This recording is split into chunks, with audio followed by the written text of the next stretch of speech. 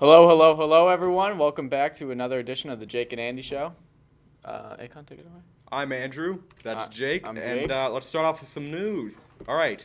So this is we're supposed to do this show a few days ago, but we got locked out of the studio. So let's give you like 3-day-old news. North Korea has accused the United States of declaring war. What do you think about that? It's pretty intense stuff. I don't know how real it's going to be. I mean, they're the one that's flying missiles over Japan like 3 times a week. Yeah, so I mean- I don't know how we declared war, but that's just what they say. Yeah. Also, China has ordered North Korean firms to close within 120 days. So we're revving up to something. Yeah. Something's gonna happen. It's a little bit of scary stuff. A lot of firepower on both sides. So obviously we have a lot more. Also, we learned in journalism today that they have gained 4.7 million soldiers who are like students and stuff. Oh, wow. In other news, there's been a lot of protest in the NFL, including taking knees during the national anthems. Some teams, like the Steelers and the Titans, did not even come out to the sidelines during the national anthem. Except one. And a lot of teams are locking arms during the national anthem. Akon, what you got on this so far? Well, I think Trump intended this on purpose. I think because I don't know what initially started it, but he said if you take a knee during the national anthem, that you hate America, and so in turn a bunch of the players took a knee, and now a bunch of people stopped watching the NFL. Ratings is down like 17%. People stopped buying tickets, so Trump knew exactly what he was doing. Yeah, we saw a lot of examples of players also respecting the national anthem. For example, O-lineman of the Pittsburgh Steelers, Alejandro Villanueva. He served in our military and is now playing in the NFL. And as you know, the Steelers did not even come out during the national anthem, but he went out into the tunnel and stood by himself during the national anthem. So a lot of courage by him. And he served 3 terms Respect. in Afghanistan.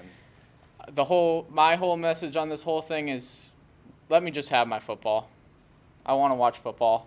Don't politicize Just to watch. it. It doesn't need to be a politics thing. It's just football. I just want the pure sport. I don't want anything else. It's bothering me. I don't watch football. Now, another more local story, Scituate canning is not allowed for local sports teams. Yeah, there's been a lot of Outrage on Scituate Monthly. Yeah, there's been a lot of new rules regarding fundraising for Scituate sports, such as I believe that all sports raised money is going to be pooled together. So if football or hockey raises a certain amount of money, then it will also be used for other sports. How do you feel about that? It will be used for So I think this is bad. Really bad. And I think that, the school, let it just be the school. Let it control the students when they're in school. But now they're just kind of branching out and trying to control the town almost in a way. And Yeah. they're, Big I government. hate to say it, authoritarianism. Ooh, wow. Wow. You ever read 1984, Scituate High School? Yeah. Yeah, there's a lot more control from the staff at Scituate High School about this. Another new thing is banquets for sports teams. They're not allowed to be off campus, so all banquets will have to be at the Scituate High School cafeteria instead of, for example, most of my banquets for my sports have been at places like Atlantica, stuff like that. Akon, what do you feel about that? Well, I mean, the cafeteria has such a nice scenic feel. It has that nice, look to it that has a very aesthetic cafeteria look. So, whatever. But all in all, though, it's kind of a weird thing to do. Like, why not? Why not just, if it's not like the school is paying for these banquets in the first place, Yeah, right? no. Yeah, so I think it's kind of a stupid thing to do. Some sports will raise more money than the others, and they shouldn't get penalized for that. Mm-hmm. That's my take. Do you want me to In start other off? news, shut up. In other news, we visited the Scituate Public Safety Building, the new development the other day. Me and Andrew got to have a tour. That video will be up soon, or if it's already up. I actually haven't edited yet. Most likely this will be up first, but then we'll upload the new tour and everything. But I do have one part we can show you. We can show you a little snippet of what it's like to be arrested in Scituate. I'm here with Officer Arse now, and she's going to show me what it is like to get arrested. Yay. Okay. Yeah. So first thing I would do is I would search you. So put your hands out. Do you have anything on you that I should know about? Anything sharp that'll stick me? Maybe. You gotta be honest with me. Do you have anything on you? Car keys. Okay. What's this? Is it a pencil? Nope, it's candy. Oh. Keep that. Okay, cool. Okay, you got a phone? Wallet? Keys.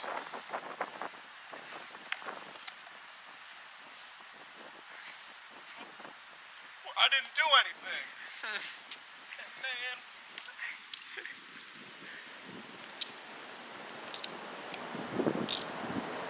We're gonna get a little promo shot for the show. Hey, on, look tough. Look tough. Lock these cuffs so they don't get any tighter or any looser or anything.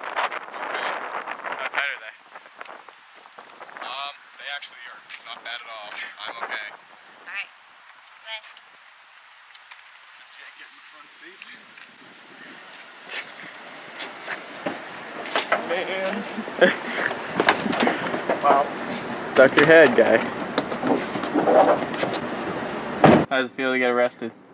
I gotta say, it's really uncomfortable back here. I can't move. Try to break out. I can't. I actually just tried. I could not. These are some tough cuffs. Oh my god. We're going. Nice. Put on the sirens. Oh yeah! This is awesome.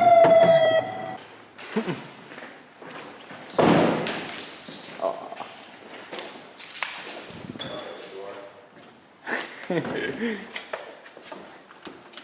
that in. Alright, we're gonna go over here. Put his fingerprint in. You're gonna face the wall, don't move until I tell you to move, okay? Okay? Face the wall? Yep, Okay. don't move until I tell you to move. Okay. Okay, I'm gonna take this handcuff off. As I take it off, put your hand on top of your head. Do you understand that? I got you. Same thing with this hand. Okay? Are you a righty? Face the wall. Are you a righty or lefty? Right. Okay, have a seat.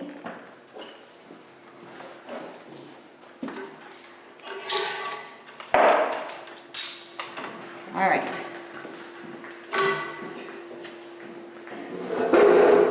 All right, so you're under arrest for Yeah, what did I do? grand theft auto. Damn. All right, so I'm going to ask you a series of questions. Okay. Okay? What's your first name? Andrew. Last name? Connolly. Where were you born? Weymouth. What's your date of birth? March 5th, 2000. What's your mother's maiden name? Gorham. How do you spell that? Gorham. Okay, what's your address? You can make something up if you want. Oh, okay. 123 Main Street? No, that's not it. 17 Maple Street. That's it. Okay, 17 Maple Street, okay. How tall are you? 6'4". Okay, what color Lies. hair do you have? Auburn. All right, so now I'd have you look at the camera and I'd take a mug shot, Okay. okay? Smile, open your eyes. Your eyes have to be open. We'll keep going until you cooperate. Okay. Okay. Okay, perfect. All right, so that's what I would do to book you. Okay. And then I would call the Bureau of Criminal Investigation, we call them BCI, and they come and they do fingerprints for us of everyone that we arrest. Okay. So we would hopefully have them here and ready for us, but if not, I would just put you in a cell and wait till they get here. So they would come in and I'll take you over and show you what we would do for that. So I can get out of these. You're not supposed to. And so it's just a series of taking each finger and you roll it. We do each one separate like this and you It's kind of roll like it. the iPhone. And then we do all four together like this and then the thumb alone like that, okay? We do that on both hands. Cool. And then when we were done with that, we'd take you this way. We'd take your sneakers off, Okay. because they have laces. Okay, and your belt on, Nope. okay? And no necklaces, no jewelry. Nope. We let you keep your glasses and your watch on, that's That's fine. good. And then take you this way. And in here, Cool. and here. All right. Adios. I could have broken out if I wanted to. You think so? Mm-hmm. Why, you don't think those cuffs weren't tight enough? No, I could just. I know my way out of jail. I know how to get out. Were you scared at all of being in that cell? No. Some bad thoughts in there? Lonely thoughts? No. I was in there 20 seconds most. How are those beds? Pretty comfortable? Yeah, not bad. Good lumbar support. We are here in the demo studio to bring you some very shocking news. You want to take it away? Yeah, we wanted to get this news out to you as soon as possible. There's gunmen on 3A, and we wanted to get our inside look and give it out to you when the news is fresh. I'm standing here with Officer Donovan and Officer Arsenault, and they were both on the scene 2 days ago when the suspect was running around the woods and we were on a lockdown. So I'll start with Officer Arsenault. Officer Arsenault, were you at the school when this all started happening? I was not. I was actually in Norton at a training when it happened. We left the training and came to Scituate, and so I was at the police station through the incident. And when did you guys both get the call that something was going on? It was probably around, 9 a.m. or so? Right around 9 a.m. So what did you think? Did you think it was just a normal thing that was happening? Oh, maybe a disturbance, or did you guys know off the bat that something? A little bit more escalated than that. Yeah. Yep. A little bit more than a normal call, I'd say. So what was the call you got? Did they just say a man was running around the woods armed or dangerous, or did you know he was armed? Possibly armed. Yeah. Possibly. We didn't know for sure at that time. How many officers were on the scene at first? Oh boy. At first, it was just the guys that were on shift, and then they put the call in for all of us to come in. And so, as many of us that were on the department that could respond responded. And so, I would say probably all but maybe 4 were able to come. And then we activated Metro SWAT, which James is a part of. And in the end, there were probably more than 300 officers On scene, yeah. in Scituate. Yep. So when did the police department make the call to put the schools on stay and put? And why did you do stay and put instead of lockdown at first? So I did that initially in collaboration with the deputy chief because when the call came in, we just knew that a gentleman was in the woods and was making threats. We weren't sure where he was exactly, and until we knew where he was, we wanted to ensure that the schools were safe. And so we made the decision to put the schools in a stay in place. And then once it was determined that it was a serious threat, we went into lockdown. We just did the high school, Gates, and Cushing. And then once we knew exactly what was going on, where he was, who he was, and that it was just one person involved, one suspect, then we felt more comfortable putting the schools back in the stay in place. Okay. Now I understand that the suspect he's communicating with dispatch and telling them. What was he saying to you guys? He was communicating on and off with dispatch, just that he was unhappy. He was unhappy with himself and unhappy with the police at that time. So you were in the Metro SWAT. Were you guys already ready for this? Were you training, or did you have to go and get the gear on and then come out, or? Most of the guys keep the gear with them, but when they show up on scene, they throw the gear on, and we load up into the different, pieces of equipment we have to keep us safe, and then we respond to the general area of it. So, but we train every week for this. All right. So every Wednesday we train. So. When did you decide to move in on the suspect? Was he deep in the woods, or he was right on the edge, or? He was probably about 30 yards in or so, and when we finally located him and where he was, we sent a machine in that's fully armored, so to keep that guy safe, and he went in, located him, saw both of his hands, and that's when we went in to place him under arrest. Were you guys negotiating with him, or? Yes. Yep. The whole time they were, Metro also has negotiators as well as the Plymouth County Sheriffs, and they did a great job talking to him the whole time. Very good job, yep. Now, how was he when you actually found him? Was he obviously in a different mental state, or was he? He appeared to be a little bit out of it. Yeah. And then we, protocol with an issue like that, we usually ship them up to the hospital. We usually ship them up to the hospital just to be evaluated to make sure that they're safe too. So. Alright. Now, where is the suspect right now? I don't know. Is he at?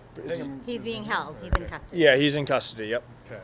And Not in Situate. Not in Situate, no. I forgot to ask, was he actually armed or was he lying? It's still under investigation at this time. Okay. Yeah. All right. Well, thank you for keeping the town safe, Evergreen. Alrighty. Appreciate it. Good luck, guys.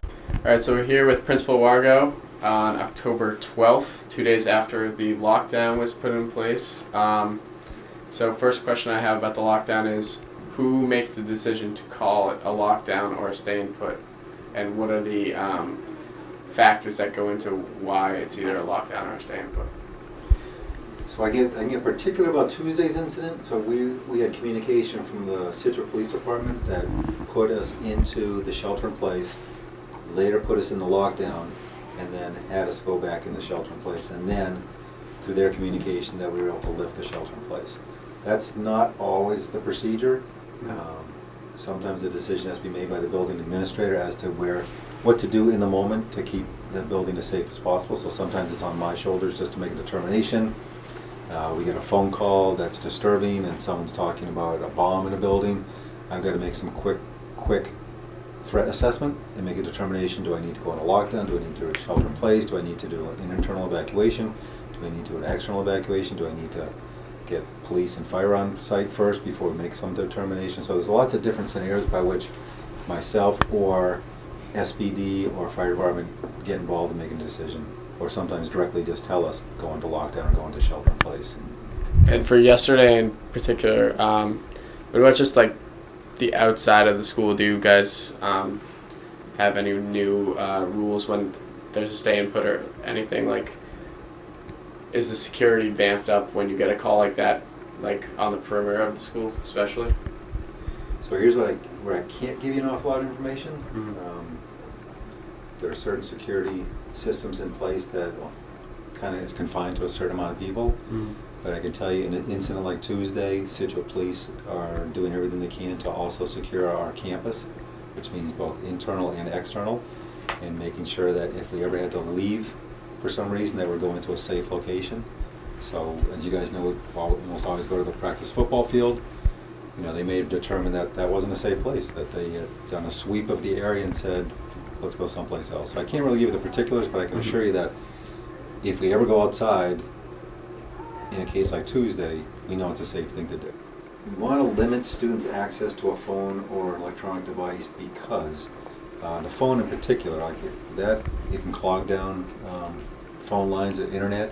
So you have first responders are trying to communicate with us and they can't because the lines are clogged. That's a challenge that interferes with them doing their job, doing it as quickly as possible.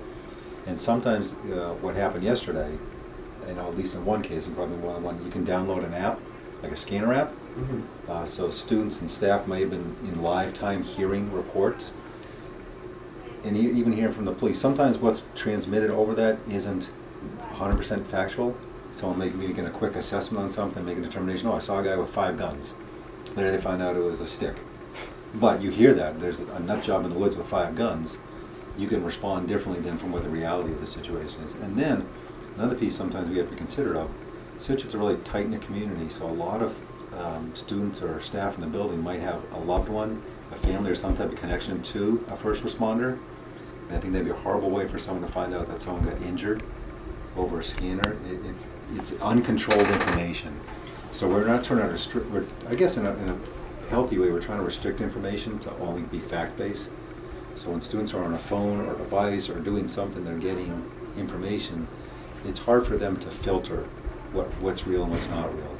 And did you get any backlash from any parents at all about, so back to the restricted phones, some students weren't able to or you don't want students using their phones because you don't want them to clog up the phone lines, but what about a parent that is worried about their kids?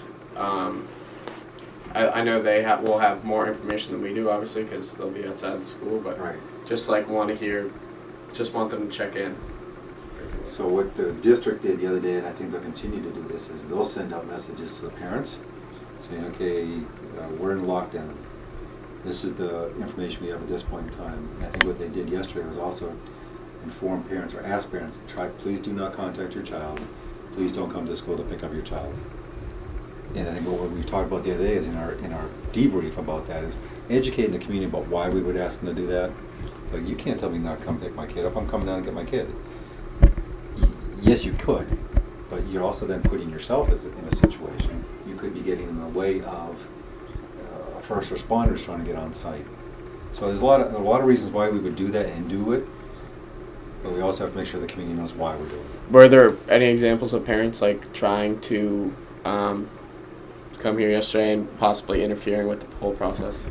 No, they were great. Well, some did inadvertently. We had parents that didn't know what was going on yet, and they're trying to drop off a lunch or athletic equipment.